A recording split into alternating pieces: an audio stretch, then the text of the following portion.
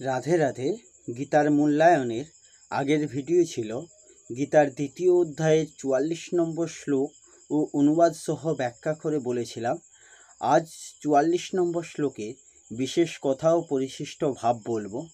বিশেষ কথাতে বলা হয়েছে, পরম দয়ালু প্রভু কৃপা করে এই মনুষ্য দেহে এমন এক বিশেষ বিচার ক্ষমতা অর্থাৎ বিবেক শক্তি দিয়েছেন, যার দ্বারা সে দুঃখ ও সুখের অতীত হয়ে নিজেকে উদ্ধার করে, সকলের সেবা করে, ভগবানকে পর্যন্ত নিজে বশে রাখতে পারে। এতেই মনুষ্য জন্মের সার্থকতা।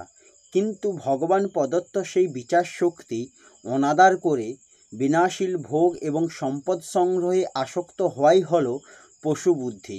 কারণ পশু পক্ষীও ভোগ করে। মনুষ্য যদি সেই ভোগে মগ্ন হয়, তবে পশু পক্ষী এবং মানুষের মধ্যে পার্থক্য কী? পশু পক্ষী হলো ভোগজনী, সুতরাং তাদের কাছে কর্তব্যের কোনো প্রশ্নই নেই। কিন্তু মনুষ্য জন্ম হয়েছে শুধুমাত্র নিজ কর্তব্য পালন করে উদ্ধার পাওয়ার জন্যই, ভোগ সুখের জন্য নয়। সেই জন্য তার কাছে যে কোনো পরিস্থিতি আসুক, তা অনুকূল প্রতিকূল যাই হোক, তা সবই সাধনা সামগ্রী, ভোগের জন্য নয়। সে সেগুলিকে ভোগ উপকরণ বলে মনে করে। তার পরমাত্মাতে কখনো ব্যবসায়িকা অর্থাৎ নিশ্চয়াত্মিকা বুদ্ধি হয় না।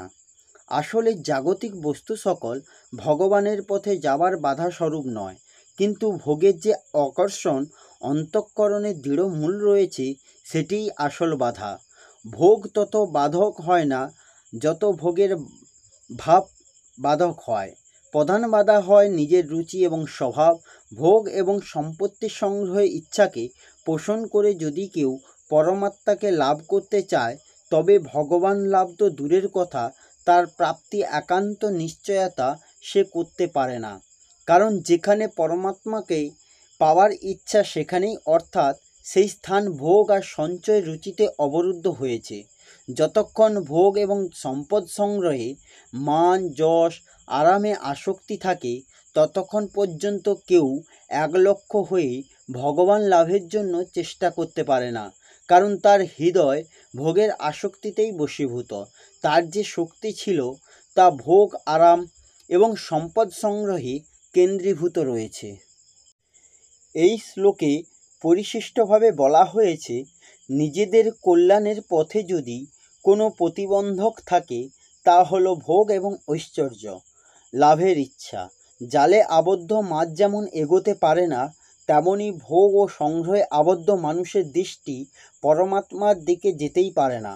শুধু তাই নয়, এইসব আসক্ত ব্যক্তি পরমাত্মা প্রাপ্তির লক্ষ্যও স্থির করতে পারে না। যারা জগৎ সংসারকেই সত্য বলে মনে করে, তাদের পক্ষে কর্মযোগই আশু কল্যাণকারী হয়। কর্মযোগী আর কর্তব্য কর্মের সাহায্যে জগতের সেবা করে, অর্থাৎ প্রতিটি কর্মই তারা নিষ্কামভাবে অপরের হিতার্থে করে। তারা অন্যের সুখে সুখী এবং অন্যের দুঃখে দুঃখী হয়ে থাকে। অপরের সুখ দেখে সুখী হওয়া তাদের মধ্যে ভোগের ইচ্ছা থাকে না, এবং অপরের দুঃখে দুঃখী হওয়া তাদের মধ্যে সংগ্রহের আকাঙ্ক্ষাও আর থাকে না। এই হলো গীতার দ্বিতীয় অধ্যায়ের 44 নম্বর শ্লোকে পরিশিষ্ট ভাব ও বিশেষ কথা। আসবো পরের ভিডিওতে। রাধে রাধে। জয় শ্রীকৃষ্ণ। জয় গীতা।